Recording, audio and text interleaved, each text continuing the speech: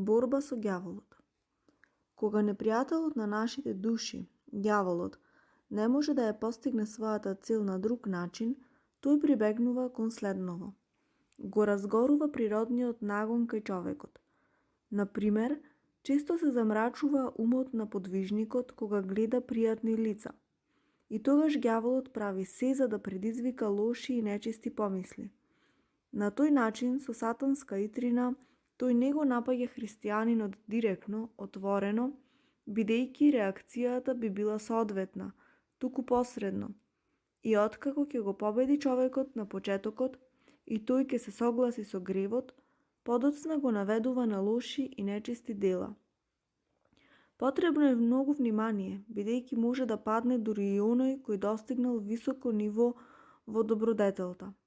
Женската убавина, облеката, накитот и воопшто невнимателното и дрско однесување се поводи подвижникот да падне. Потребна е, значи, голема предпазливост.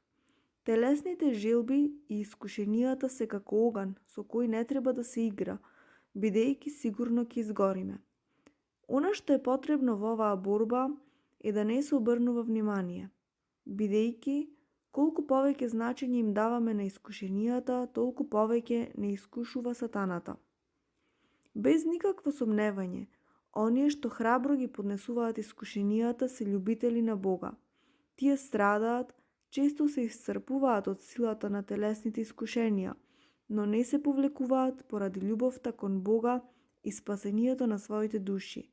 Не паѓаат на ласкањата и лагите на ѓаволот. Добро знаат дека сето тоа се мамки што лукавиот сатана ги става на својата јадица за да улови душа и да ја одведе во пропаст и очајание. Тие, значи, кои се искушуваат, а не се повлекуваат, не се познати само на Бога, туку и на ѓаволот, кој има голема желба да ги искушува Божите луѓе како праведниот Јов. Бог никогаш не го остава подвижникот, но понекогаш се оддалечува за момент за да ја испита неговата вера и никогаш не дозволува ѓаволот да го напаѓа повеќе отколку што човекот може да поднесе. Не колку што сака ѓаволот, туку колку што сака Бог. Тоа е мерката на искушенијата. Бидејќи Бог сака да се искушуваат вистинските и непоколебливи борци. Оној кој непоколебливо се бори против искушенијата, не се грижи за ништо друго. Отврла се и единствено што го интересира е да му биде угоден на Бога. Добриот борец ја смета сета светска радост и слава за отпад во споредба со љубовта Божја. И колку повеќе подвижникот напредува во добродетелта, толку повеќе се смирува и сета слава му ја оддава на Бога, кој му помага и е причина за неговата победа. Во моментот кога не обземаат искушенија, да се помолиме на Бога со зборовите: Само Ти, Господи, си силен, а нашата борба е пред се Твоја борба. Во Твои раце се предаваме. Војувај и победувај со нас. Така се проверуваат добрите борци, како што се проверува златото во оган, прочистувајќи се од непотребните состојки и излегувајќи прочистено. Без оган не можеш да го препознаеш, бидејќи е измешано со други бескорисни материјали.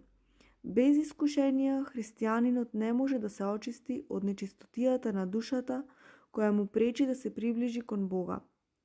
Лажните христијани лесно се колебаат кога ќе се најдат во огнената печка на искушенијата и така се оддалечуваат од Бога. Се колебаат бидејќи отвориле вратата на својата душа за ѓаволот преку немарност и гордост. Поради тоа Божјата благодат ги напушта, а сатаната се радува на својата победа. Овие ладни христијани се лажни и ги губат своите духовни сили, дури дотолку што се чувствуваат празни. Паѓаат бидејќи го сметаат падот за сладок и не прават никаков обид да ги издржат тешкотиите на борбата. Оние кои се душевно мрзливи не се плашат само од големи искушенија, тие треперат и се вознемируваат дури и од бучавата што ја создава шумолење на лисијата. Стануваат малодушни за ситници и не можат да издржат малку глад или лесна болест. Големите подвижници ги победуваат телесните страсти и преку гладување се вежбаат во воздржување и подвиг. Тие наоѓаат смисла во тоа да ја укротат својата природа, затоа што знаат дека телото се противи на духот. Се трудат да стекнат врлини и храбро да ги издржат искушенијата, бидејќи знаат дека преку нив стануваат совршени, заради што и Бог се радува. Со благодарност го поднесуваат трудот, болките и жртвата за љубовта Божја. Искушенијата и ѓаволските лукавства ги поднесуваат јуначки и со голема мудрост. Така го победуваат сатаната и напредуваат во врлините, поради што се радува Небесниот Отец, кој на судниот ден ќе им го подари венецот на победата.